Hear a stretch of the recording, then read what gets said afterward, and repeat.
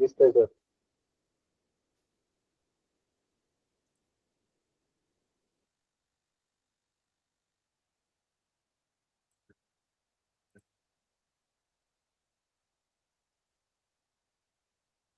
I hope की माझा आवाज तुम्हाला सर्वांना येतोय व्यवस्थित.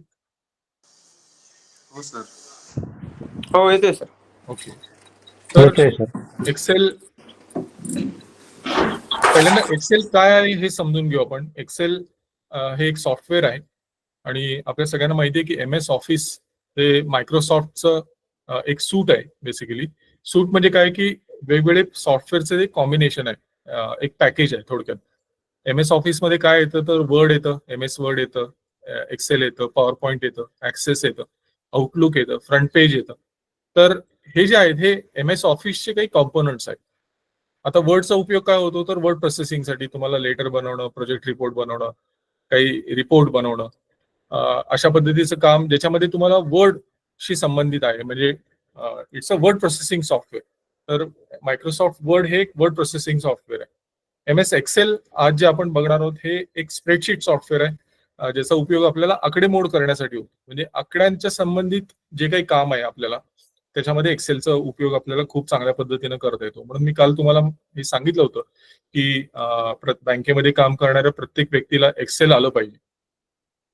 तर तुमच्या लक्षात येईल आपले ज्यावेळी हे सेशन होतील त्यावेळी की मी असं का म्हणतोय. कारण एक्सेल तुम्हाला जर येत असेल तर तुमचं रोजचं जे काम आहे ते कित्येक पटीनं सोपं होऊ शकतं आणि इफिशियंटली होऊ शकतं. त्याच्यामध्ये चुका खूप कमी होतात. तर MS एक्सेलचा उपयोग हा स्टेटमेंट तयार करण्यासाठी होतो, ग्राफ्स तयार करण्यासाठी होतो, कॅल्क्युलेशन करण्यासाठी होतो.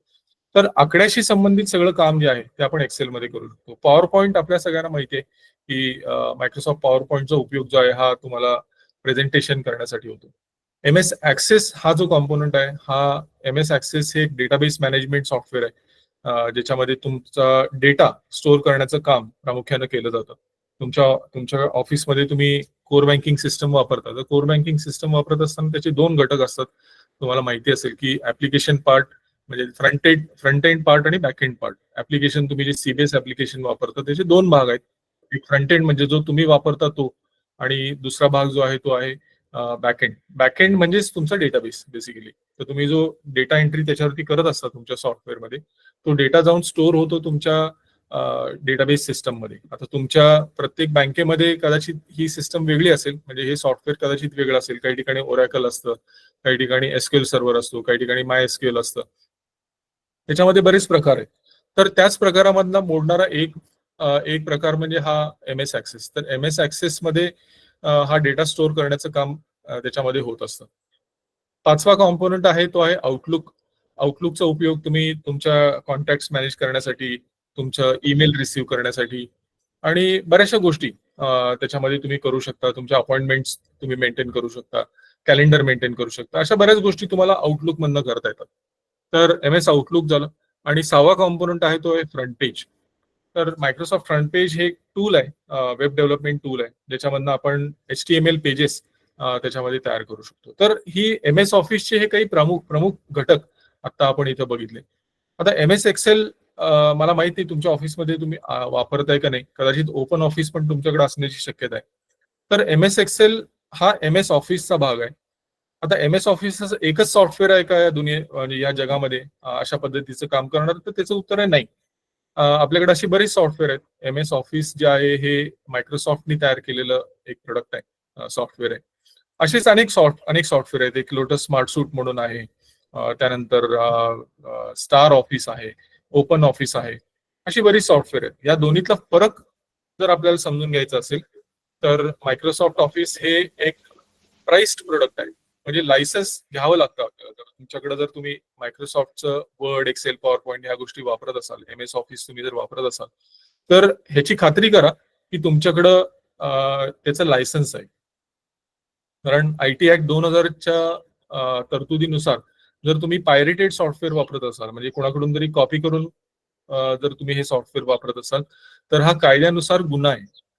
त्यामुळं तुम्ही अडचणीत येऊ शकता, तुमची संस्था पण त्याच्यामुळे अडचणीत येऊ शकते.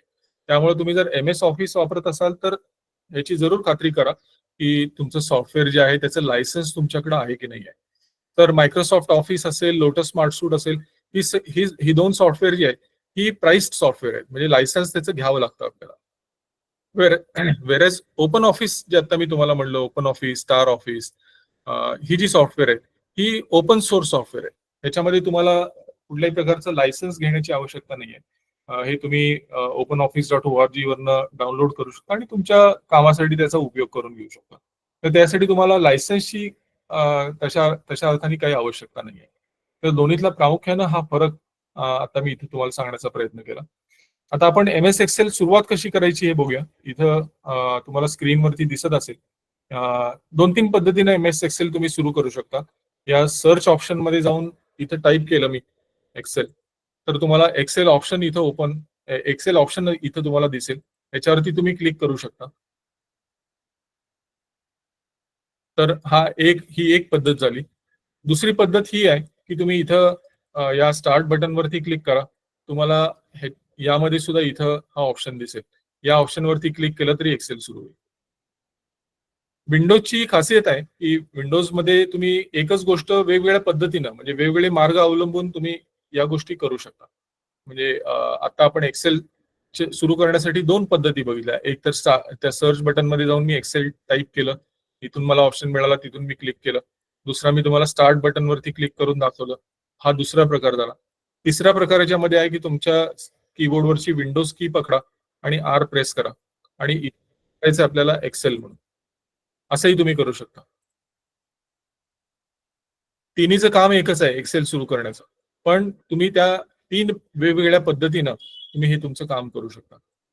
आता ज्यावेळी आपण ही एक्सेल ओपन करू त्यासाठी तुम्हाला हा ऑप्शन आहे इथं स्क्रीनवरती दिसतोय तुम्हाला की याच्यामध्ये तुम्ही ब्लँक वर्कबुक वरती क्लिक केलं की एक नवी वर्कशीट ओपन होऊन जाईल.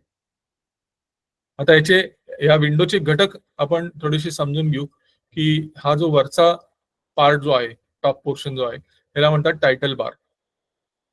याला म्हणायचं टायटल बार. ह्याच्यामध्ये काय असतं की तुम्हाला काही क्विक ऍक्सेस टूल बार ह्याच्यामध्ये दिसतात, तुमच्या वर्कशीटचं नाव दिसतं आणि कुठल्या युजरनी लॉग इन त्याच्यामध्ये केलेलं आहे त्या युजरचं नाव तुम्हाला या बाजूला दिसतं. आणि इकडे मिनिमाइज मॅक्झिमाइज बटन जे आपल्याला परिचित आहेत आणि क्लोज बटन.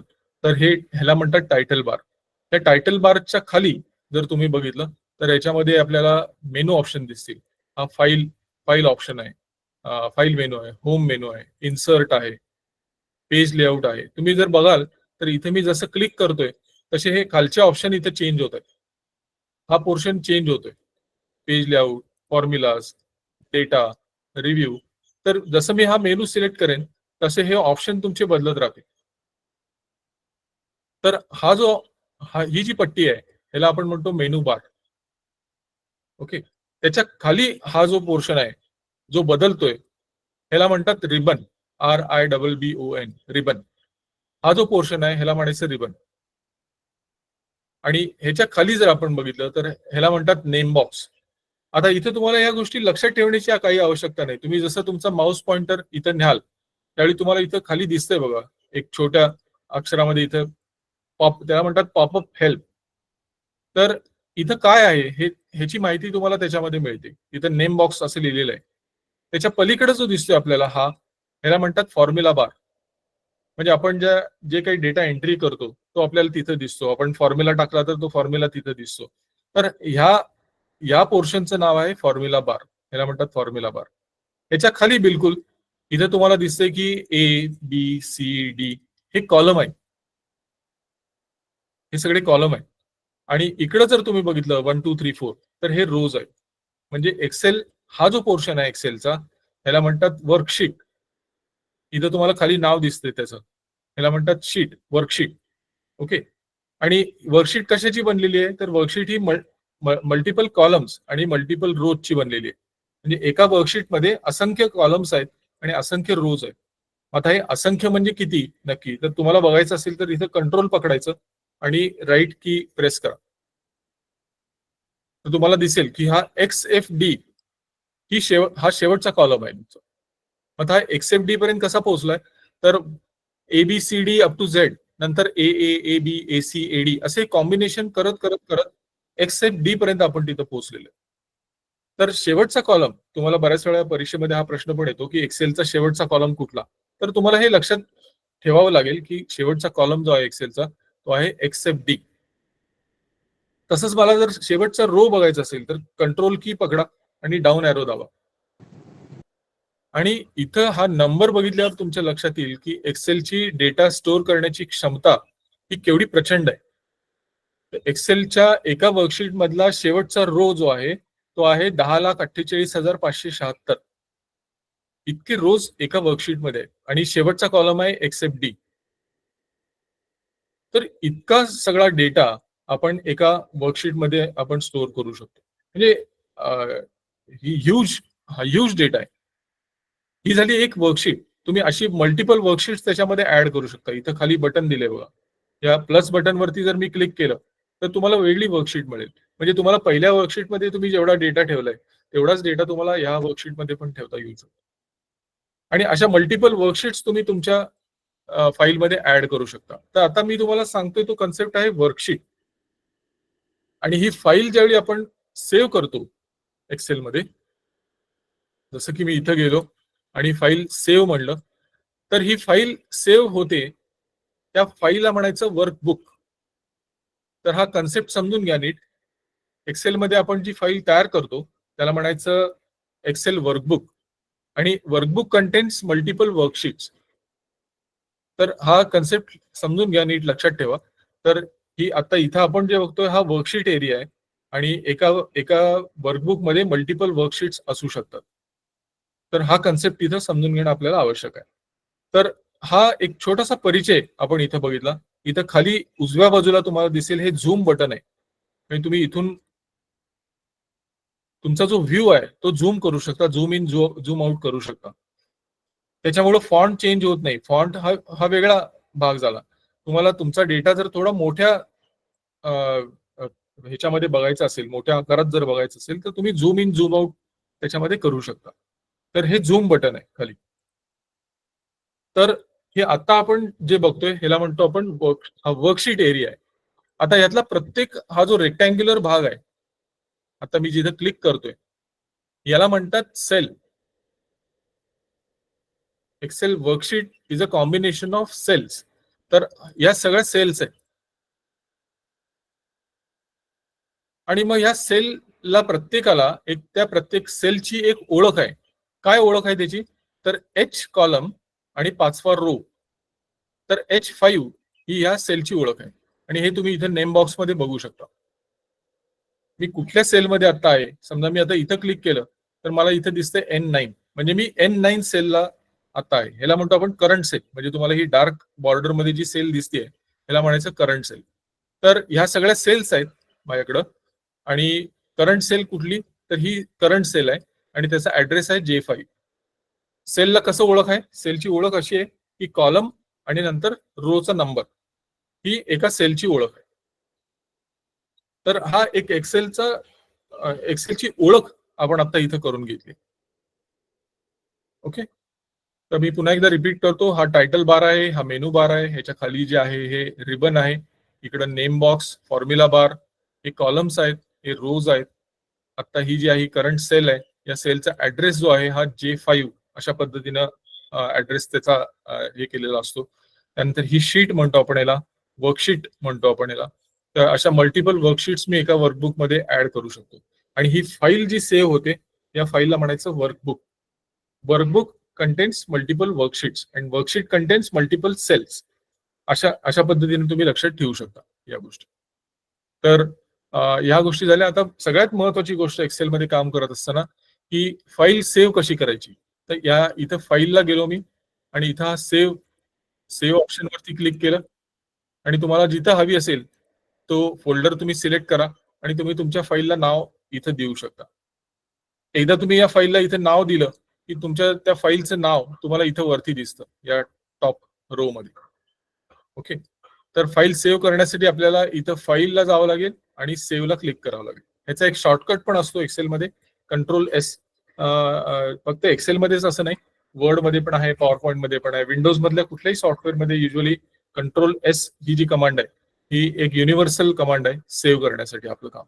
तर अशा पद्धतीनं आपण आपलं काम एक्सेलमध्ये सेव्हही करू शकतो. तर आपण आता इथं फाईलमध्ये गेलो, इथून सेव्ह ऑप्शनला क्लिक केलं आणि तुम्हाला ज्या लोकेशनला फाईल तुमची सेव्ह करायची आहे त्या लोकेशनला, त्या फोल्डरला क्लिक करा आणि तुमची फाईल तिथे तुम्ही सेव्ह करू शकता. तर आता आपण एक्सेल ओपन कसं करायचं बघितलं, एक्सेलची थोडीशी ओळख आपण करून घेतली. त्यानंतर तुम्हाला मी एक्सेलची वर्कशीट, वर्कबुक आणि सेल्स हा कन्सेप्ट तुम्हाला मी इथे सांगितला आणि फाईल सगळ्यात शेवटी फाईल सेव्ह कशी करायची सांगितली. काय अडचण असेल तर मला विचारा, नाहीतर आपण पुढे जाऊ.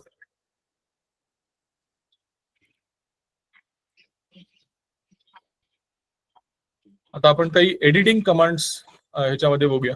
एडिटिंग कमांड्स लक्षात ठेवणं खूप सोपं आहे, कारण तुम्ही जर वर्ड, एक्सेल, पॉवर पॉईंट ह्या गोष्टी तुम्ही जर रेग्युलरली वापरत असाल तर त्याच कमांड इथं पण आहे. फॉर एक्झाम्पल समजा माझ्याकडे हा डेटा आहे इथं, आय होप सगळ्यांना हा डेटा दिसतोय. तर हा डेटा जो आहे, समजा मला ह्या व्हॅल्यूज ज्या आहेत या व्हॅल्यूज इथून कॉपी करून मला इथं घ्यायचे आहेत. तर मी पहिल्यांदा त्या सिलेक्ट केल्या, कंट्रोल सी करून कॉपी केलं, मला जिथे त्या कॉपी करायच्या तिथं गेलो आणि कंट्रोल व्ही दिलं.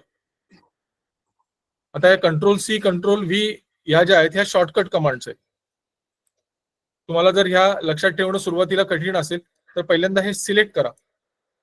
या व्हॅल्यूज मी सिलेक्ट केल्या. हे सिलेक्ट कशा करू शकतो आपण? तुम्ही आयदर माऊसनी करू शकता, लेफ्ट माऊस बटन पकडून तुम्हाला ड्रॅग करावं लागेल खाली एक, किंवा दुसरं पहिल्या सेलमध्ये क्लिक करा आणि शिफ्ट पकडून डाऊन एरो प्रेस करत जावं, असंही तुम्ही करू शकता.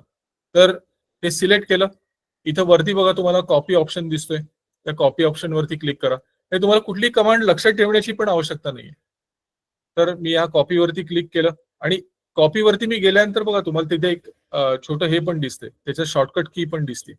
कंट्रोल सी हा त्याचा शॉर्टकट आहे. म्हणजे तुम्ही कॉपी तुमच्या लक्षात असेल, म्हणजे कंट्रोल सी लक्षात असेल तर वेल अँड गुड.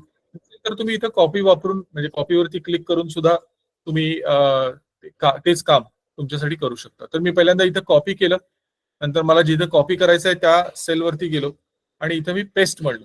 त्याच्या खाली पेस्ट आहे बाजूला. So this is copy paste. म्हणजे आता मी केलं ते कॉपी पेस्टचं फंक्शन वापरलं. कॉपी पेस्ट मध्ये काय होतं की हा डेटा माझा ओरिजिनल प्लेसला तिथे तसाच राहतो आणि मी जिथं पेस्ट मला हवाय म्हणजे तिथं व्हॅल्यूजच्या त्याची कॉपी तयार होते. हा झाला कॉपी पेस्ट. आता आपण कट पेस्ट बघूया. तर कट पेस्टची प्रोसेस पुन्हा तीच आहे. मी ह्याला सिलेक्ट केलं, आता कॉपीच्या ऐवजी मला हे वरचं बटन वापरावं लागेल कट. मी ते कट केलं, मी जिथे मला कॉपी पेस्ट करायचंय तिथे गेलो आणि तिथे पेस्ट केलं. आता इथं तुम्हाला फरक लक्षात येईल की इथनं डेटा डिसअपिअर झाला, इथून गायब झाला तो डेटा.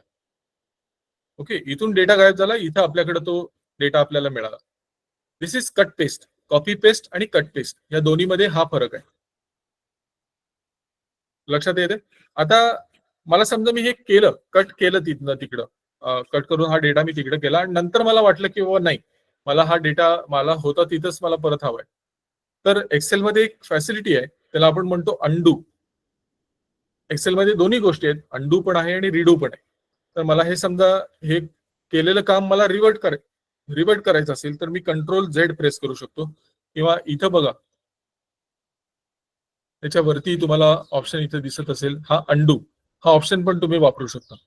ओके, तर आयदर तुम्ही कंट्रोल झेड वापरा, काम तुमचं तेच होणार आहे, किंवा तुम्ही इथून अंडू आणि रिडू या दोन्ही गोष्टी करू शकता. तुम्ही अंडू केलं आणि नंतर तुम्हाला वाटलं की अरे नाही नाही हे चुकून झालं, मला ते होतं ते बरोबर होतं, तर कंट्रोल वाय करायचं. So control Z is undo आणि कंट्रोल वाय इज रिडू. तर दोन्ही गोष्टी तुम्ही करू शकता. मी तुम्हाला कॉपी पेस्ट दाखवलं, कट पेस्ट दाखवलं, अंडू दाखवलं, रिडू दाखवलं. तर अशा पद्धतीने तुम्ही ह्या सगळ्याला एडिटिंग कमांड्स म्हणतो. बऱ्याच वेळा तुम्हाला असा प्रश्नही विचारला जातो की एक्सेलच्या एडिटिंग कमांड्स एक्सप्लेन करा. तर तुम्हाला या गोष्टी त्याच्यामध्ये सांगता आल्या पाहिजे. तर ह्या आता तुम्हाला मी सांगतो या सगळ्या एडिटिंग कमांड्स आहेत. तर आपण अंडू रिडू या दोन्ही गोष्टी आपण इथं बघितल्या.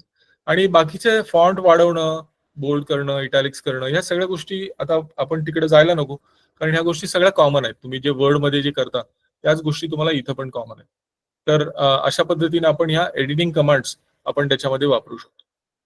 आता एक्सेल मध्ये काम करत असताना याच्यामध्ये आणखीन एक खूप चांगली फॅसिलिटी आहे. ती फॅसिलिटी म्हणजे पेस्ट स्पेशल. आता समजा माझ्याकडे या व्हॅल्यूज ज्या आहेत ह्या अशा आहेत कॉलम मध्ये. आता या कॉलम मध्ये असलेल्या व्हॅल्यूज मला अशा हव्यात, समजा आडव्या, म्हणजे 6519 इथं हवी आहे, 8050 इथं हवी आहे, 8155 इथं हवी आहे. तर बऱ्याच वेळा काय होतं, आपल्याला माहिती नसल्यामुळे आपण हे परत टाईप करत बसतो सगळं. तर ते करण्याची आवश्यकता नाही. तुम्हाला एक्सेलमध्ये एक फीचर आहे. त्या फीचरचं नाव आहे पेस्ट स्पेशल. तर समजा मला ह्या व्हॅल्यूज अशा कॉलम मध्ये हव्यात. आता ह्या अशा कॉलम मध्ये आहेत, मला त्या रोज मध्ये हव्यात, ह्या रो मध्ये हव्यात. तर मी आता पहिल्यांदा त्याला कॉपी केलं आणि मी इथं आलो आणि इथं मी राईट क्लिक करणार आणि इथं पेस्ट नाही करणार, तर मला पेस्ट स्पेशल करावं लागेल. तर मी इथं पेस्ट स्पेशल देतो आणि इथे एक ऑप्शन आहे शेवटी सगळ्यात, ट्रान्सपोज म्हणून. हा ट्रान्सपोज ऑप्शन वापरायचा आणि ओके करा. आता इथं गंमत काय झाली आहे बघा, या तुमच्या व्हॅल्यूज ज्या अशा होत्या सगळ्या कॉलम मध्ये होत्या, त्या सगळ्या व्हॅल्यूज तुम्हाला रो मध्ये मिळाल्या. हा बेस्ट पार्ट आहे. म्हणजे तुम्हाला हे सगळं टाईप करत बसण्याची आवश्यकता नाही. तुम्हाला जर व्हॅल्यूज वाटलं असं की बाबा नाही, मी अशा पद्धतीने व्हॅल्यू एंटर केल्या होत्या, पण मला आता त्या अशा नको आहेत, कॉलम मध्ये नको आहेत, मला रोज मध्ये हव्या, तर त्या तुम्ही रोज मध्ये घेऊ शकता. हे जे फीचर आहे ह्याला म्हणतो आपण ट्रान्सपोज करणं. म्हणजे values from column two rows किंवा रोज टू कॉलम. आता समजा माझ्याकडे ह्या व्हॅल्यू अशा आहेत, तर मी ह्याला कॉलम मध्ये पण करू शकतो. आता मी ह्याला सिलेक्ट करणार, ह्याला कंट्रोल सी करतो आणि इथे येतो आणि याला आपण आता परत ट्रान्सपोज करू. ट्रान्सपोज म्हणजे कॉलम मध्ये असलेल्या व्हॅल्यू रो मध्ये आणणं किंवा रो मध्ये असलेल्या व्हॅल्यू कॉलम मध्ये आणणं. इथे मी पेस्ट स्पेशलला जातो आणि परत ट्रान्सपोज करतो. आता व्हॅल्यूज मला ह्या अशा मिळतील. तर हे जे फीचर आहे ह्याला म्हणतो आपण पेस्ट स्पेशल. हे हे वेगळं फीचर आहे. ओके, तर हे हे पेस्ट स्पेशल फीचर आहे. आता एक्सेल मध्ये तुम्हाला आणखीन एक महत्वाची गोष्ट तुम्हाला इथं आपण आता बघूया. ज्या फीचरचं नाव आहे auto correct. Auto correct feature. Auto correct म्हणजे काय, की तुम्ही बऱ्याच वेळा मायक्रोसॉफ्ट वर्ड मध्ये एक्सपिरियन्स केला असेल की तुम्ही एखादा शब्द तुमचं स्पेलिंग चुकतं आणि स्पेलिंग चुकलेलं असतं, पण वर्ड आपोआप करेक्ट करतो. वर्ड सॉफ्टवेअर आपोआप ते स्पेलिंग करेक्ट करतं. कधी कधी स्पेलिंग चुकीचं असतं, कधी कधी ग्रामर चुकलेलं असतं. तर ग्रामर चुकलं असेल तर तुम्हाला त्याच्या खाली अंडरलाईन येते किंवा तुम्ही काहीतरी चुकलेलं आहे. तुम्ही ही आर म्हणला, म्हणजे ही इज म्हणायला पाहिजे पण ही आर म्हणला, तर तुमचं ते लगेच त्याच्या खाली अंडरलाईन येईल, कारण तुमचं ग्रॅमॅटिकल मिस्टेक तिथे झालेली आहे. तर हे जे ऑटो करेक्ट फीचर आहे, म्हणजे एखाद्या शब्दाचं स्पेलिंग चुकलेलं आहे ते करेक्ट करण्याचं जे फीचर आहे त्याला आपण म्हणतो auto correct. Auto correct feature. तर जसं वर्डमध्ये तो ऑप्शन तुम्हाला अवेलेबल आहे, तसंच तुम्हाला एक्सेलमध्ये पण ते फीचर अवेलेबल आहे. आता हे कुठे अवेलेबल आहे, तर तुम्हाला इथं फाईल ऑप्शन मध्ये जावं लागेल. त्याच्यामध्ये मोरला जावा. आता या कमांड्स मी सांगतोय एवढ्या फास्ट पण तुमच्या लक्षात राहणार नाहीत, कारण एक्सेल हा विषय अशा पद्धतीनं शिकण्याचा विषय नाही आहे. आता आपण इथं फक्त तुम्हाला एक इंट्रोडक्शन आहे, हा परिचय आहे. एक्सेलचे आम्ही जे ट्रेनिंग प्रोग्राम करत असतो, त्या एक्सेलच्या ट्रेनिंग प्रोग्राम मध्ये तुम्ही इथं जर बघत असाल तर मी आता जिथं बसलेलो आहे, आपल्याकडे कम्प्युटर लॅब आहे. या कम्प्युटर लॅब मध्ये मी काही गोष्टी इथं समोर एक्सप्लेन करतो आणि पार्टिसिपंट जे बसलेले असतात ते पार्टिसिपंट्स मला फॉलो करतात आणि त्यांच्या सिस्टमवरती ते करून बघतात. तर हे अशा पद्धतीनंच ऍक्च्युली एक्सेल आपल्याला शिकावं लागतं खरं जर बघितलं तर. पण आता हे ऑनलाईन माध्यमातून हे शक्य नाहीये. आता तुम्ही सुद्धा ऑफिसमध्ये बसलेला, त्यामुळं हे शक्य नाही. पण तुम्ही घरी गेल्यानंतर प्रॅक्टिस करून बघा. तर मला माहित नाही की तुमच्याकडं घरी किती जणांच्याकडे लॅपटॉप किंवा डेस्कटॉप तुमच्याकडे अवेलेबल आहे. तरी तुम्हाला प्रॅक्टिस तुमच्या ऑफिसमधल्या पीसी वरतीच करावं लागेल. तर तुमच्या ऑफिसमध्ये एमएस एक्सेल असलं पाहिजे. एमएस एक्सेल नसेल तर ओपन ऑफिस असेल तर साधारणतः कमांड ह्या तुम्हाला थोड्याफार फरकानं तिथं अशाच बघायला मिळेल. तर आता मी तुम्हाला सांगत होतो ऑटो करेक्ट फीचर. तर त्यासाठी मला पहिल्यांदा काय करायला लागेल की फाईलमध्ये मी गेलो, त्याच्यानंतर मोर ऑप्शनला मी तिथून गेलो आणि तिथून मला ऑप्शन्सला जावं लागेल.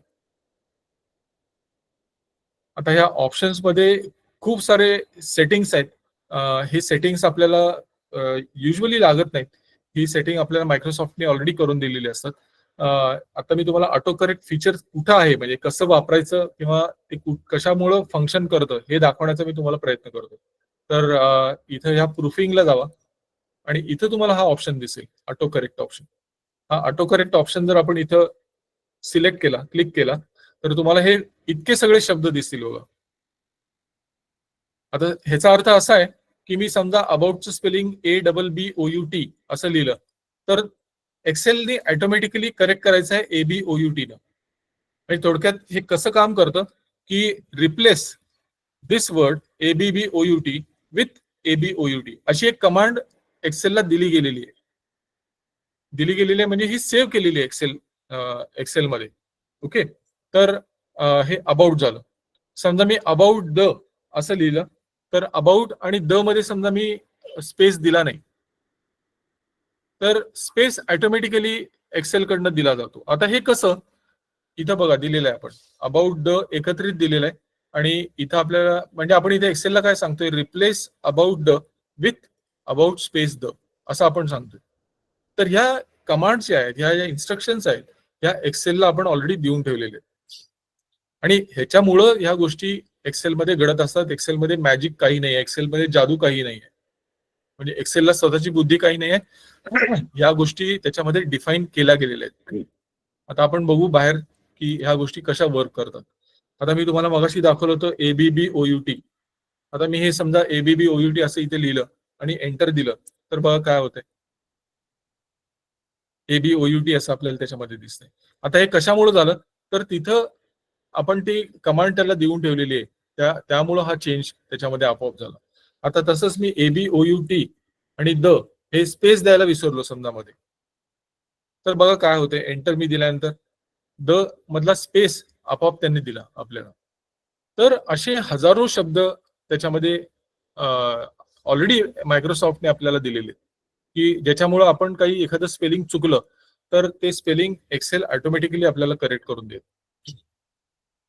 आता तुम्हाला जर स्वतःला असं वाटत असेल की बाबा माझा एखादा शब्द आहे, म्हणजे सी आपण सगळेजण हा आत्ता जे वापरतोय हे पर्सनल कम्प्युटर वापरतोय, आपलं पर्सनल कम्प्युटर PC म्हणतो आपण त्याला. मग त्याच्यामध्ये डेस्कटॉप असेल किंवा लॅपटॉप असेल, तर बऱ्याच वेळा असं आपल्याला लक्षात येतं की आपण एखादा शब्द जो असतो तो एखादा शब्द आपण टाईप करताना आपला वारंवार चुकत असतो.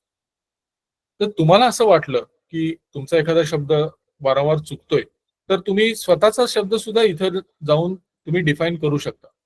या ऑप्शन मध्ये जायचं, प्रूफिंग मध्ये गेलो, ऑटो करेक्ट मध्ये गेलो आणि इथं तुम्हाला तुम्हाला एखादा जो शब्द वाटतोय तो तुम्ही इथं टाईप करू शकता. म्हणजे रिप्लेस माझं चुकीचा जो शब्द टाईप होतोय तो इथं द्यायचा, विथ बरोबर जो शब्द असेल तो इथं द्यायचा आणि ओके म्हणायचं, ऍड म्हणायचं त्याला. तर ह्या संपूर्ण डिक्शनरीमध्ये म्हणजे या शब्दाच्या संग्रहामध्ये तुमचा एक शब्द जो असेल तो ऍड पण होईल त्याच्यामध्ये. तुम्ही ऍड करू शकता, डिलीट करू शकता, तुम्हाला जे हवंय ते त्याच्यामध्ये तुम्हाला करता येऊ शकतं. तर तुमचा एखादा शब्द जर वारंवार चुकत असेल स्वतःचा, तर तुम्ही अशा पद्धतीनं तो शब्द त्याच्यामध्ये बदलू शकता, म्हणजे शब्द ऍड करू शकता. तर हे जे फीचर आहे, हे या फीचरला आपण म्हणतो ऑटो करेक्ट. प्रकाश कोणीतरी हँड रेज केलाय, काही प्रश्न आहे तुम्हाला?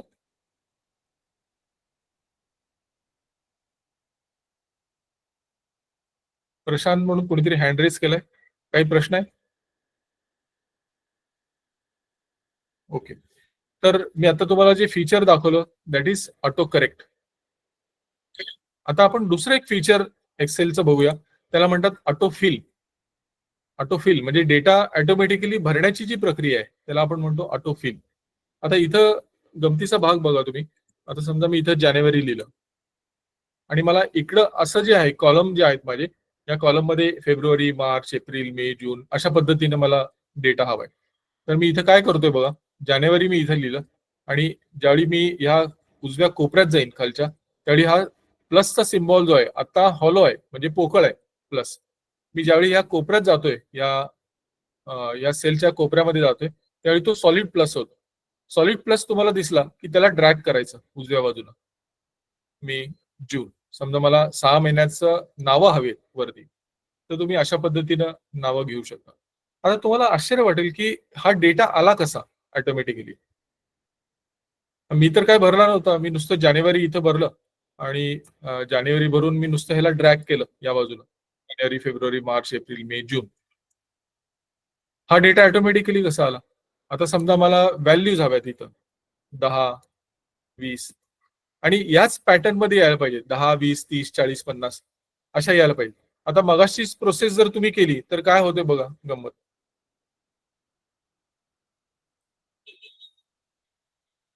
काय झालं, 10 व्हॅल्यू कॉपी झाली सगळीकडे, वरती व्हॅल्यू बदलली होती पण इथं बदलली नाही. असं का? तर पुन्हा ह्या गोष्टी ज्या आहेत ह्या एक्सेलला ऑलरेडी आपण डिफाईन करून दिलेले आहेत की मला मंथची नावं हवी असतील तर अशा पद्धतीने दे.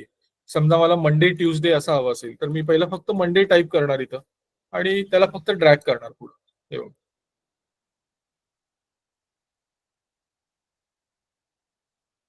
हे जे फीचर आहे एक्सेल मधलं ह्याला म्हणतात ऑटो फिल.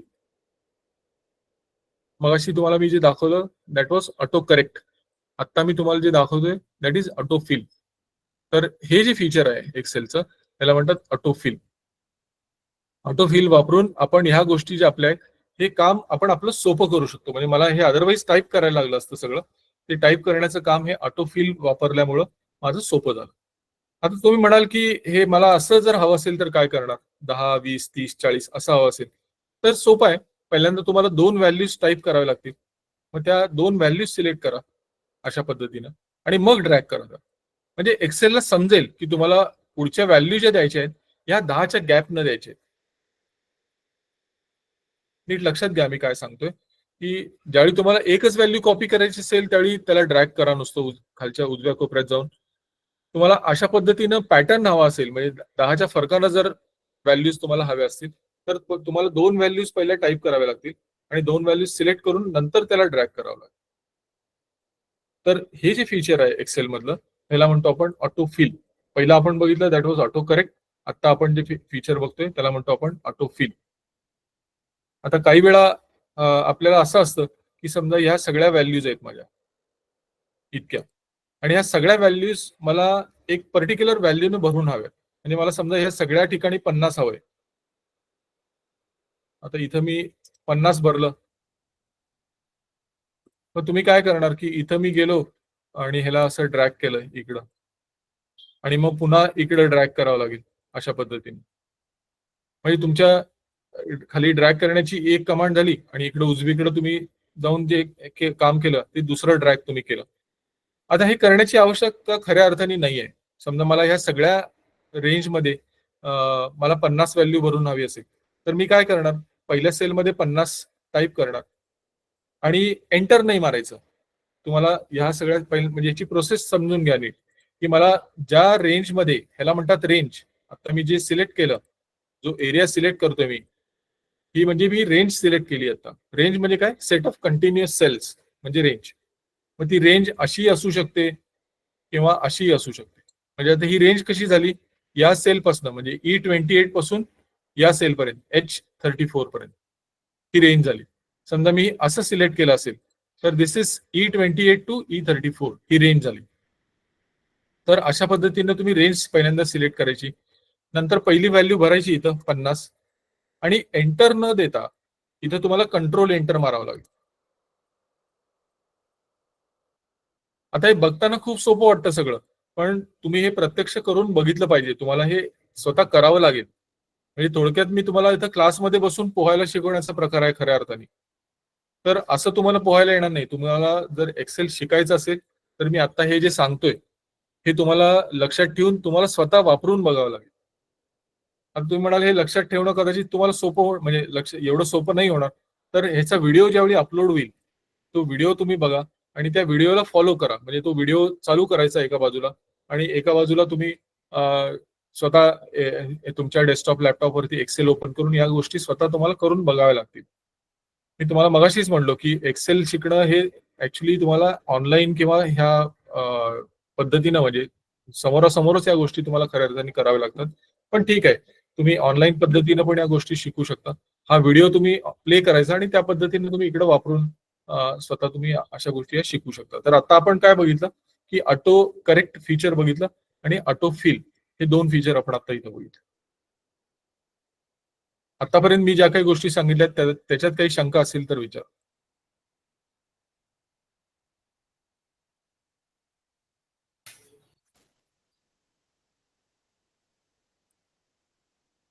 मी 1-2 मिनिटं स्क्रीन शेअर बंद करतो. तुम्हाला जर काही बोलायचं असेल, काही विचारायचं असेल. प्रकाश भरणे मी हँड रेज केलेलं दिसतोय पण चुकून झालाय का काय मला माहित नाही. उत्तर पण देत नाहीये. आतापर्यंत मी जे सांगतोय ते समजतंय का? हो सर, व्यवस्थित समजते. हो समजते. हो समजते. समजतंय? समजते सर. ठीक आहे, पण हे तुम्ही प्रॅक्टिस तुम्हाला करावं लागेल बरं का. हो सर, करतो. हे तुम्ही स्वतः वापरून तुम्हाला बघावं लागेल, तरच तुमच्या या गोष्टी लक्षात राहतील. म्हणजे तुम्हाला वारंवार हे करावं लागेल, तरच तुमच्या या गोष्टी लक्षात राहतील. काही शंका आहे कोणाला?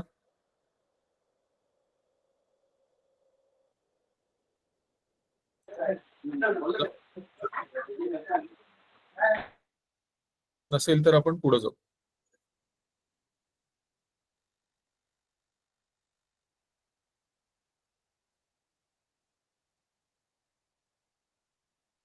ठीक आहे, आता इथं आपण नेक्स्ट जो पार्ट आहे तो आपण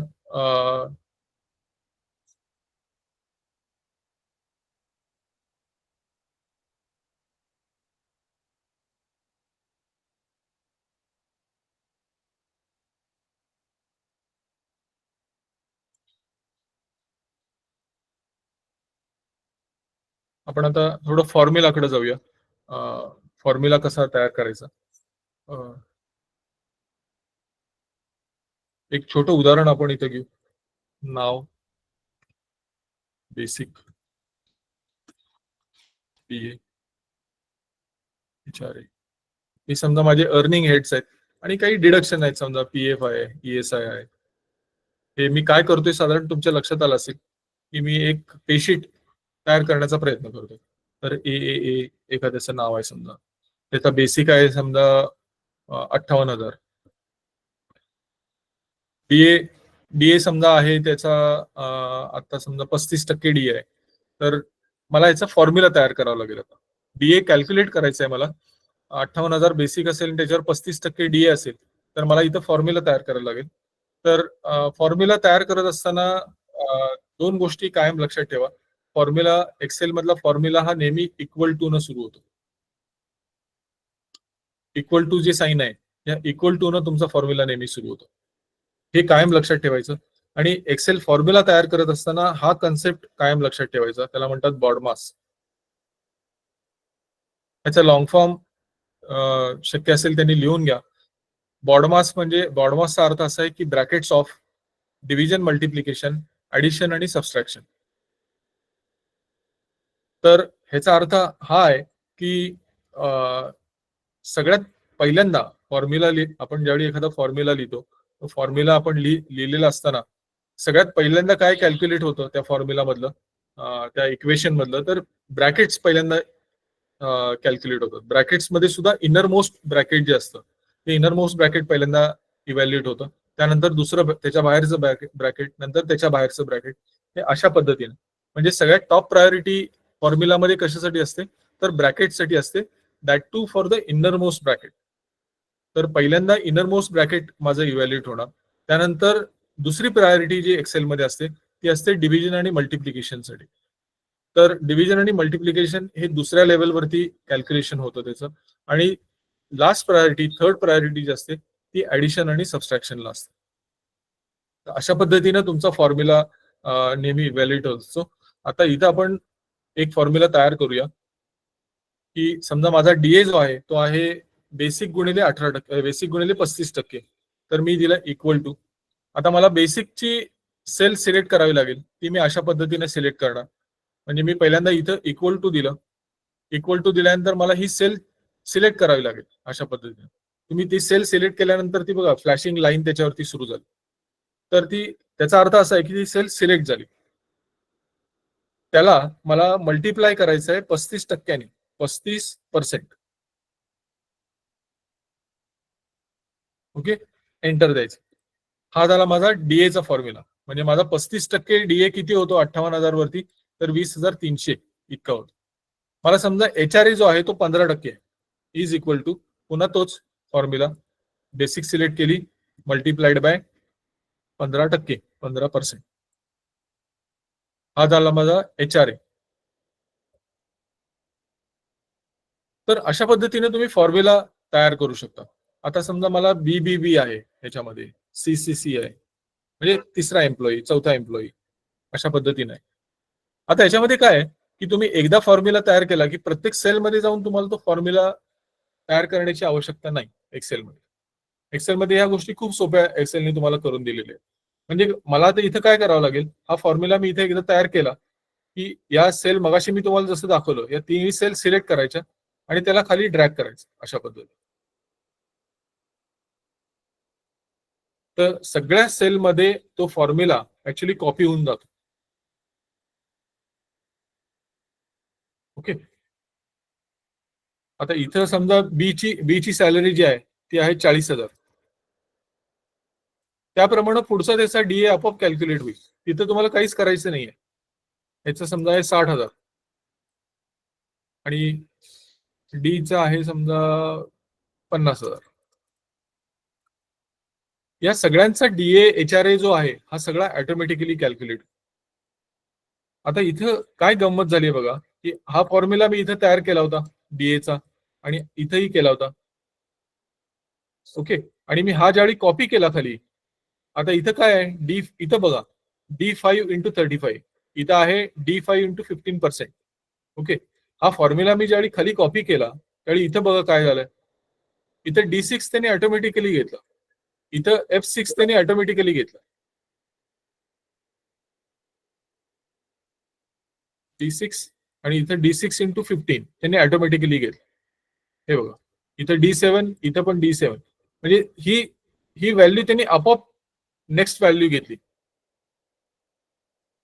तर ही जी मेथड आहे ह्याला म्हणतो आपण रिलेटिव्ह ऍड्रेसिंग मेथड. म्हणजे रिलेटिव्हली व्हॅल्यू चेंज झाल्या. ह्या सेलचा जो ऍड्रेस आहे हा इथं D5 होता, इथं D6 झाला, इथं D7 झाला, इथं D8 झाला. इथं सुद्धा तसंच, इथं D5 होता, D6, D7, D8 अशा पद्धतीने झाला. तर हे कशामुळे झालं की मी ज्यावेळी हा फॉर्म्युला कॉपी केला त्यावेळी एक्सेलने ऑटोमॅटिकली हे समजून घेतलं की मला पुढच्या सेल मधली व्हॅल्यू घ्यावी लागेल कॅल्क्युलेशनसाठी. तर ही जी मेथड आहे ह्याला आपण म्हणतो रिलेटिव्ह ऍड्रेसिंग मेथड. आता तुम्हाला सगळ्यांना माहिती आहे की तुमचा डीए जो असतो हा दर 6 महिन्यानंतर बदलतो. आता समजा 6 महिन्यानंतर हा 35चा 40% झाला, काय करावं लागेल तुम्हाला? तर हा फॉर्म्युला तुम्हाला बदलावा लागेल पुन्हा, इज इक्वल टू पुन्हा D5 मल्टिप्लाइड बाय 40% असं करावं लागेल. तसंच इथं सुद्धा तुम्हाला हा फॉर्म्युला चेंज करावा लागेल. तो तुम्ही आयदर नवीन टाईप करू शकता किंवा हा समजा HRA चेंज झाला तुमचा, हा पण 15चा 20% झाला, तर इथं तुम्ही जाऊन हे चेंज केलं. म्हणजे हे 2 फॉर्म्युले तुम्ही बदलले आणि आता ह्याला कॉपी करा खाली. त्याप्रमाणे पुढच्या व्हॅल्यूज पण तुमचे चेंज होतील. बघा इथं पण D6 इंटू 40 झालं, इथं D6 इंटू 20% झालं, D7 इंटू 40%, D7 इंटू 20%. तर ह्या गोष्टी ऑटोमॅटिकली चेंज झाल्या. आता गमतीचा भाग हा आहे की हे तुम्हाला प्रत्येक वेळी करणं शक्य आहे का? आता इथं 4च एम्प्लॉई माझ्या समोर आहेत, त्यामुळे मला हे करता येणं शक्य आहे. पण आता फॉर एक्झाम्पल पीडीसीसी बँक, तर पीडीसीसी बँकेच्या 300 शाखा आहेत. 300 शाखामध्ये प्रत्येक शाखेमध्ये अगदी धरून चालू आपण 4 एम्प्लॉई तरी आहेत त्याच्यामध्ये.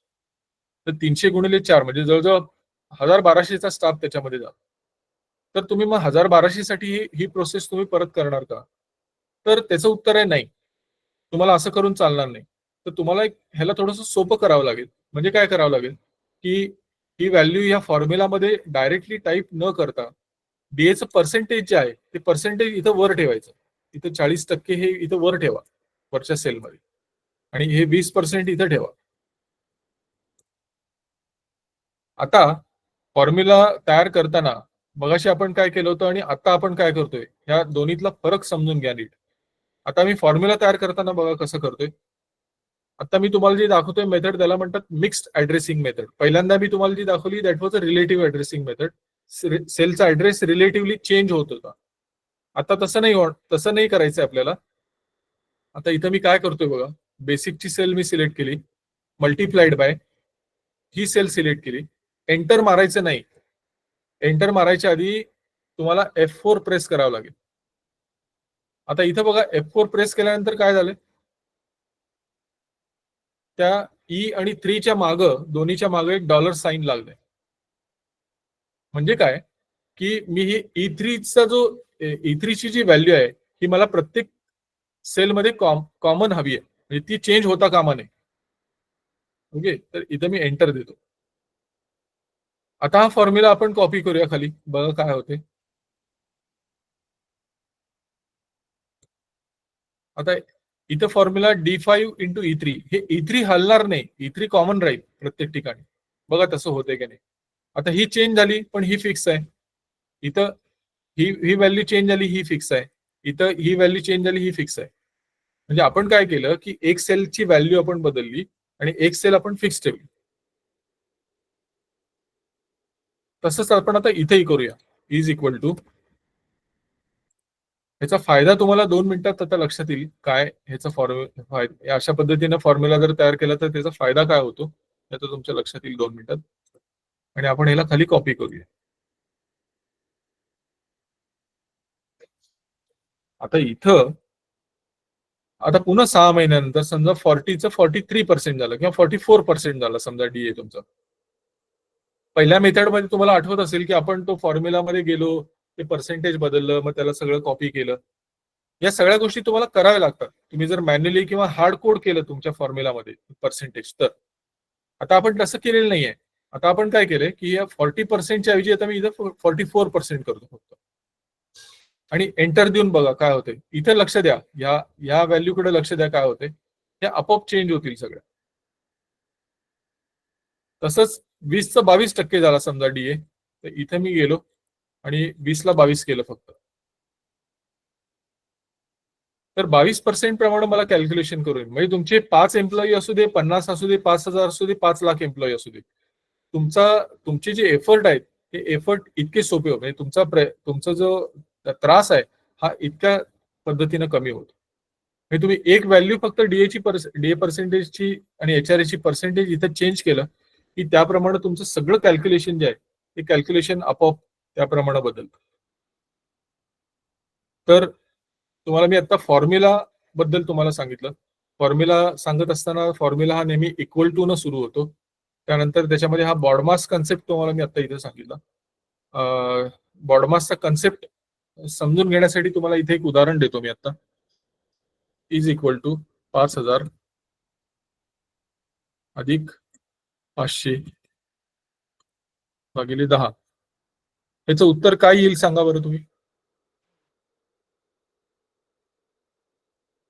5,000 अधिक 500 भागिले 10, याचं उत्तर काय अपेक्षित आहे आपल्याला. 550.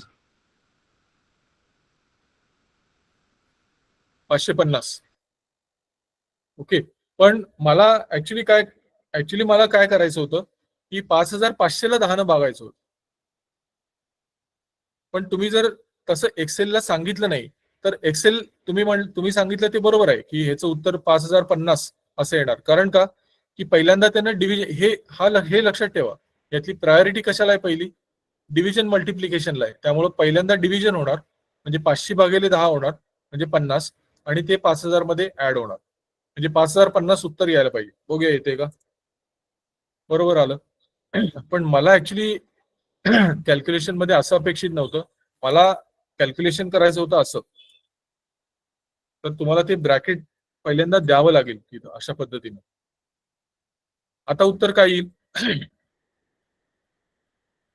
बघूया आपण काय उत्तर येते. दोन्हीमध्ये किती जमीन आसमानचा फरक आहे. म्हणजे तुम्हाला काय अपेक्षित आहे नक्की त्याप्रमाणे तुम्हाला ब्रॅकेटचा उपयोग तिथं करावा लागेल. हे नीट लक्षात घ्या. आणि ते सुद्धा ब्रॅकेट कुठलं तर इनर मोस्ट ब्रॅकेट पहिल्यांदा कॅल्क्युलेट होणार, त्याच्या बाहेरचं अशा पद्धतीने सगळी ब्रॅकेट्स पहिल्यांदा कॅल्क्युलेट होणार. दुसरी प्रायोरिटी असेल ती डिव्हिजन मल्टिप्लिकेशनला आणि सगळ्यात लास्ट प्रायोरिटी असेल ती तुमच्या ऍडिशन सबस्ट्रॅक्शन.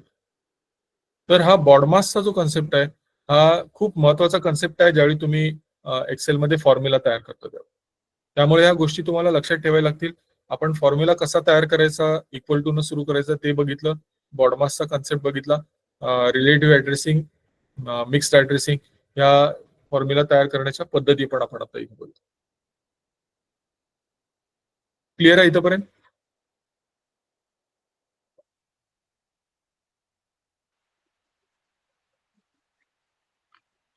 कुणीतरी हँड रेज केलाय, काही प्रश्न आहे. हॅलो. हा बोला. सर ते नाही काय आपलं डॉलर का हो. यूज करतो? हे परत सांगू का? हा, म्हणजे मला कन्सेप्ट क्लिअर झाला. हा. जो आपण डायनॅमिकली आपण कॅल्क्युलेट करतो वरती फॉर्म्युला वापरून. हा. हो. पण जो डॉलर साईनचा यूज काय ऍक्च्युअली, म्हणजे आपल्या डॉलर फॉर्म्युला? साईन ही ऍड झाली आपण ज्यावेळी F4 प्रेस केलं फॉर्म्युला तयार करताना, आणि ती सेल फिक्स होते. कॅल्क्युलेट आपण ज्यावेळी फॉर्म्युला कॉपी करतो, is equal to this cell multiplied by this cell, हा फॉर्म्युला आहे आपला. हा. आता समजा तुम्ही ते डॉलर न देता, म्हणजे F4 प्रेस न करता जर कॉपी केलं तर बघा काय होतं. इथं एरर येणार. कारण इथं फॉर्म्युला जो आहे हा D5 इंटू E3 आहे. तुम्ही ते न सांगता, म्हणजे हे फिक्स न करता जर फॉर्म्युला कॉपी केला तर इथं काय कॉपी झालाय बघा, D6 इंटू E4. E4 ला काय आहे, हे आहे. म्हणजे त्यांनी एक एक सेल खाली घेतली फॉर्म्युलामध्ये. ओके, डॉलर म्हणजे स्किप करतो का सेल मग? डॉलर फिक्स करतो, फिक्स. डॉलर मुळे करतो. ती सेल फिक्स होते. ओके. आता इथे एरर आली ना. आता हा. इथं फॉर्म्युला बघा काय झालाय, D7 इंटू E5. E5 मध्ये ऑलरेडी एरर आहे, ही फिगर आहे. त्यामुळे ते चुकणार, म्हणजे हे फॉर्म्युला आपला चुकणार. म्हणून आपण इथं काय केलं, फॉर्म्युला तयार करताना इथं इज इक्वल टू केलं, ही सेल सिलेक्ट केली, मल्टिप्लाय साईन दिलं, ही सेल सिलेक्ट केली, आणि एंटर न देता आपण त्याला फिक्स केलं F4 देऊन, आणि एंटर दिलं, आणि मग कॉपी करा त्याला खाली. ओके. आता फॉर्म्युलामध्ये ही सेल हलणार नाही बघा, हे E3 तशीच आहे, इथं पण E3 तसंच आहे, इथं पण E3 तसंच आहे. हा. तर आपण एक सेल फिक्स केली आणि एक सेल बदलली. आता इथं हे D5चं D6 झालं, इथं D6चं 7 झालं, 7चं 8 झालं. एक सेल बदलत गेलो आपण, पण एक सेलला फिक्स ठेवलं. ओके. तर ते F4 देण्यामागचं कारण हे आहे की आपण फॉर्म्युलामध्ये त्याला फिक्स केलं थोडक्यात ती व्हॅल्यू. आणि सर जमलं तर एक इफ एररचा फॉर्म्युला जर दाखवलं तर बरं होईल. मॅच मेकिंग मध्ये आपण यूज करतो ना फॉल्स ट्रू साठी. हा, तिकडे आपल्याला अजून तिथं गेलो नाही आपण हा. फंक्शन्सला ज्यावेळी जाऊ त्यावेळी सांगतो. चालेल, आता आपण बेसिक्स मध्ये आहोत अजून. ठीक आहे सर. तर इथं हे लक्षात आलं फॉर्म्युला कसा बनवायचा. फॉर्म्युला कसा बनवायचा, इक्वल टू न सुरू करायचं, बॉर्ड मास, त्यानंतर रिलेटिव्ह ऍड्रेसिंग, मिक्स ऍड्रेसिंग, अशा बऱ्याच गोष्टी आपण आता इथं बघितल्या.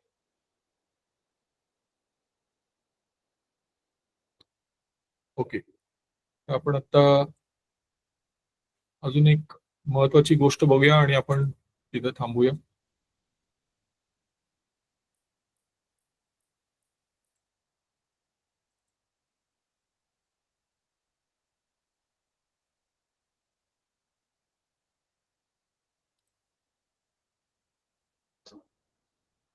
आपल्याकडे 5 मिनिटं आहेत, त्या 5 मिनिटांमध्ये मी तुम्हाला फक्त सॉर्टिंग आणि फिल्टरिंग दोन कन्सेप्ट थोडीशी समजावून सांगतो. हा डेटा जो आपल्याकडे आहे हा एक सेल्सचा डेटा आहे, म्हणजे विक्री, एखाद्या कंपनीच्या विक्रीचा डेटा आहे. Order ID, product category, amount, date, country. आता हा डेटा मला जर सॉर्ट करायचा असेल, सॉर्टिंग आणि फिल्टरिंग तुम्हाला कन्सेप्ट माहिती आहे. सॉर्ट म्हणजे चढत्या क्रमाने डेटा अरेंज करणे, चढत्या क्रमाने किंवा उतरत्या क्रमाने दोन्ही होऊ शकतं. तर सॉर्टिंग झालं. फिल्टरिंग म्हणजे आपल्याला हवे असलेल्या व्हॅल्यूज फक्त बघणे, दॅट इज फिल्टरिंग. तर आता आपण दोन्ही गोष्टी बघूया. की समजा मला हा डेटा जो आहे हा सॉर्ट करायचा आहे कंट्री वाईज, तर मी काय करणार, ही वर्कशीट मी सिलेक्ट केली, त्यानंतर मी इथं डेटामध्ये गेलो, आणि इथं वरती ऑप्शन दिसतोय बघा तुम्हाला, A to Z आणि Z to A. मला समजा हा डेटा A to Z म्हणजे ABCD पद्धतीने सॉर्ट करायचं असेल तर मी इथं फक्त याच्यावर क्लिक करणार. बघा किती, म्हणजे आपली डोळ्याची पापणी लवते न लवते तोपर्यंत हा डेटा सॉर्ट होऊन मिळतो आपल्याला. हा डेटा सॉर्ट झालाय. आता मी कंट्रोल Z करतो, हा डेटा असा होता. मी या सेलमध्ये फक्त क्लिक केलं आणि फक्त A to Z वरती वरच्या कमांड वरती क्लिक केलं, माझा डेटा अख्खाच्या अख्खा सॉर्ट होऊन मिळाला. माझ्याकडे जवळजवळ 222 रेकॉर्ड आहेत, त्याच्या 214 रेकॉर्ड आहेत. ही 214 रेकॉर्ड सॉर्ट झाली. सॉर्ट म्हणजे त्याची पोझिशन्स अकॉर्डिंग टू अल्फाबेट झाल्या. बऱ्याच वेळा काय होतं, आपल्याला एखादा डेटा मल्टिपल कॉलम्स वरती सॉर्ट करायचा असतो. म्हणजे मला कंट्री वाईज, त्याच्यामध्ये कॅटेगरी वाईज आणि प्रोडक्ट वाईज असं तिन्ही सॉर्ट करायचं. तर मला ही पद्धत वापरून चालणार नाही. मी ही पद्धत कधी वापरू शकतो, मला एका कॉलम वरती डेटा सॉर्ट करायचा असेल तर. समजा मला आता हा अमाऊंट वरती सॉर्ट करायचं, तर मी अमाऊंट कॉलम मध्ये क्लिक करणार आणि A to Z वरती क्लिक करणं. म्हणजे माझ्याकडे असेंडिंग ऑर्डरमध्ये हा डेटा सॉर्ट होईल. म्हणजे सगळ्यात कमी असलेली व्हॅल्यू टॉपला येईल आणि सगळ्यात मोठी असलेली व्हॅल्यू सगळ्यात खाली जाईल. तर हे झालं सॉर्टिंग, सिंगल कॉलम सॉर्टिंग. आता काही वेळा आपली रिक्वायरमेंट अशी असते की आपल्याला मल्टिपल कॉलम वरती डेटा सॉर्ट करावा लागतो. म्हणजे डिस्ट्रिक्ट वाईज, तालुका वाईज, विलेज वाईज अशा पद्धतीने आपल्याला तो डेटा सॉर्ट करायचा. तो कसा करायचा? तर त्यासाठी तुम्हाला हा पलीकडचा ऑप्शन वापरावा लागेल. हे दिसतंय तुम्हाला इथं, याच्यावरती क्लिक करायचं आणि इथं तुम्हाला सांगावं लागेल की हा पहिला डेटा जो आहे मला पहिला कंट्री वाईज पाहिजे. त्यानंतर ऍड करा, एक लेवल ऍड करा. त्याच्यामध्ये मला कॅटेगरी वाईज पाहिजे. इथून कॅटेगरी सिलेक्ट केली. हे पण सिलेक्ट करावं लागेल आपल्याला, cell values A to Z. गरज नसेल तर चेंज करू नका, म्हणजे बदलण्याची आवश्यकता नाही. आणखीन एक लेवल ऍड करतो मी त्याला आणि इथं प्रोडक्ट म्हणतो, प्रोडक्ट दिलं आणि मग ओके करा. आणि आता ओके केल्यानंतर तुम्ही तुमच्या डेटाकडे परत एकदा बघा काय होतंय. आता हा डेटा सॉर्ट झालाय. कसा? तर पहिल्यांदा कंट्री म्हणजे ABCD ही अशा पद्धतीने पहिल्यांदा कंट्री येईल. त्यानंतर फ्रूट आणि व्हेजिटेबल असे 2 कॅटेगरी आहेत. त्यामुळे सगळे फ्रुट्स पहिला येतील आणि नंतर व्हेजिटेबल्स येतील. त्यानंतर त्याची तिसरी लेवल जी आहे ती प्रोडक्टची. त्याच्यामध्ये ऍपल, बनाना अशा पद्धतीने हा डेटा तुम्हाला दिसेल. मँगो, ऑरेंज म्हणजे ABCD अशा पद्धतीने. तर मल्टिपल कॉलम सॉर्ट आणि सिंगल कॉलम सॉर्ट हे ऑप्शन तुम्हाला कुठे मिळणार? हा डेटा मेनू जो आहे त्या डेटा मेनू मध्ये हा ऑप्शन तुम्हाला दिसेल. दिस इज सिंगल कॉलम सॉर्ट, हा मल्टिपल कॉलम सॉर्ट. तर हे सॉर्टिंगची कमांड आहे, सॉर्टिंगचं फंक्शन आहे. आता सॉर्टिंग वेगळं आहे आणि फिल्टरिंग वेगळं आहे. आता फिल्टरिंगचा उपयोग काय आहे? आपण ह्याला परत एकदा होता तसा करूया. हा डेटा सगळा हा ओरिजिनल डेटा झाला माझा, ऑर्डर आयडी प्रमाणे सॉर्टेड असलेला. आता समजा मला यातल्या फक्त 10,000च्या वर किंवा 8,000च्या वरच्या व्हॅल्यूज फिल्टर करायचे, तर ते करणं पण एक्सेलमध्ये खूप सोपं आहे. तुम्ही तुमच्या डेटा रेंजमध्ये राहा आणि इथं पलीकडे एक गाळण्याचं चित्र आहे बघा, पलीकडे फिल्टर लिहिलेलं आहे. त्या फिल्टरवरती क्लिक करा. फिल्टरवरती तुम्ही क्लिक कराल त्यावेळी इथं थोडंसं लक्ष द्या. इथं तुमच्या लक्षात येईल की एक थोडंसं बदल त्याच्यामध्ये होतो. इथे फिल्टरवरती क्लिक केल्यावर हे ड्रॉपडाऊन बटन येते. आता या ड्रॉपडाऊन बटन मध्ये माझी रिक्वायरमेंट काय? मला 10,000 किंवा 8,000च्या वरच्या व्हॅल्यूज फक्त बघायचे. तर मी इथं ह्या अमाऊंटला गेलो. इथून नंबर फिल्टर्सला जावं लागेल मला. मला काय हवंय? 8,000च्या वरच्या व्हॅल्यू आहेत. त्यामुळे इथे मी पुढे आलो आणि ग्रेटर दॅन सिलेक्ट केलं. आणि इथे मला सांगावं लागेल त्याला एक्सेलला की 8,000च्या वरच्या व्हॅल्यूज मला दाखव. तर इथे मी 8,000 टाईप केलं आणि ओके केलं. आता बघा इथं काय झालं, मला सगळे रेकॉर्ड ज्याच्यामध्ये माझी अमाऊंट 8,000च्या वर आहे असे रेकॉर्ड मला इथे दिसायला लागले. आणि हे किती आहेत? माझ्या 213 मध्ये हे किती रेकॉर्ड्स आहेत ह्याचा डिटेल पण तुम्हाला इथं खाली दिसतात. की माझ्याकडे असे 35 रेकॉर्ड आहेत, 35 सेल्स आहेत माझे असे की ज्याच्यामध्ये माझी व्हॅल्यू जी आहे ती 8,000च्या वर आहे. तर तुम्ही ग्रेटर दॅन बघू शकता, लेस दॅन बघू शकता, बिटवीन बघू शकता. It is up to you, म्हणजे तुम्हाला तो डेटा कशा पद्धतीने बघायचा आहे ते तुम्ही त्या पद्धतीने बघू शकता. आता मी हा एक फिल्टर लावला इथं. आता मला हे बघायचं आहे की 8,000च्या वर व्हॅल्यू असलेले फ्रूटचे सेल किती झालेत माझे. तर तुम्हाला इथे यावं लागेल आणि इथून फक्त हे अनसिलेक्ट करा आणि फ्रूट सिलेक्ट करा आणि ओके म्हणा. आता आपला फिल्टर कसा आहे की इथं 8,000च्या वरच्या व्हॅल्यूज आहेत आणि कॅटेगरीमध्ये फक्त फ्रूट आहे. व्हेजिटेबलच्या एंट्रीज हाईड केल्या जातील. असे किती रेकॉर्ड आहेत माझ्याकडे? तर 23 रेकॉर्ड आहेत. आता माझी रिक्वायरमेंट आणखीन बदलली. मला फ्रूट मध्ये फक्त आपलं बनाना बघायचं आहे. तर मी इथं आलो, प्रोडक्ट मध्ये आलो आणि इथून मी फक्त बनाना सिलेक्ट करणार. त्या माझ्याकडे 13च व्हॅल्यूज आहेत. बघा हे चेंज होतं इथं खाली बघा तुम्ही. ओके, तर माझ्याकडे आता 8,000च्या वर सेल झालेले रेकॉर्ड फ्रूटचे आणि त्यामध्ये बनानाचे सेल किती आहेत हे मी अशा पद्धतीने बघू शकतो. तर सॉर्टिंग आणि फिल्टरिंग या दोन्हीचा पर्पज कम्प्लिटली वेगळा आहे. हे तुम्हाला तुमच्या समोर असलेला डेटा हा तुम्हाला कशा पद्धतीने बघायचा आहे याच्यावरती अवलंबून आहे की तुम्ही सॉर्ट वापरायचा आहे का फिल्टर वापरायचा आहे, सिंगल कॉलम सॉर्ट वापरायचा आहे का मल्टी कॉलम सॉर्ट वापरायचा आहे, सिंगल फिल्टर हवा आहे का मल्टिपल कॉलम्स वरती तुम्हाला फिल्टर हवा आहे. हे सगळ्या गोष्टी तुम्हाला ठरवाव्या लागतील. डेटा तुमच्या समोर आहे, तुम्हाला हा डेटा कसा बघायचा आहे. त्याचं बँकिंगचं उदाहरण घ्यायचं झालं तर समजा तुमच्याकडे आजचे विड्रॉल ट्रान्झॅक्शन आहे. आजच्या विड्रॉल ट्रान्झॅक्शन मधनं तुम्हाला हे बघायचं आहे की माझ्याकडे आज लाखाच्या वरची कॅश डिपॉझिट किती झाली. तर तुम्ही असं एक फिल्टर लावू शकता त्याच्यामध्ये आणि त्या फिल्टरमधनं ह्या गोष्टी तुम्हाला बघणं सहज सोपं आहे. सिंगल कंडिशन देऊ शकता, मल्टिपल कंडिशन्स तुम्ही देऊ शकता. म्हणजे it is up to you, म्हणजे तुमच्या इमॅजिनेशन वरती आहे किंवा तुमच्या रिक्वायरमेंट वरती आहे की तुम्हाला हा डेटा कसा बघायचा. तर आता मी तुम्हाला ब्रीफ मध्ये सॉर्टिंग आणि फिल्टरिंग या 2 गोष्टी सांगितल्या. तर आपण इथं थांबूया. आपल्या सेशनची वेळ आता झालेली आहे. आपण इथं थांबूया. तुम्हाला काही प्रश्न असतील तर 2 मिनिटात विचारा. अदरवाईज आपण इथं थांबूया.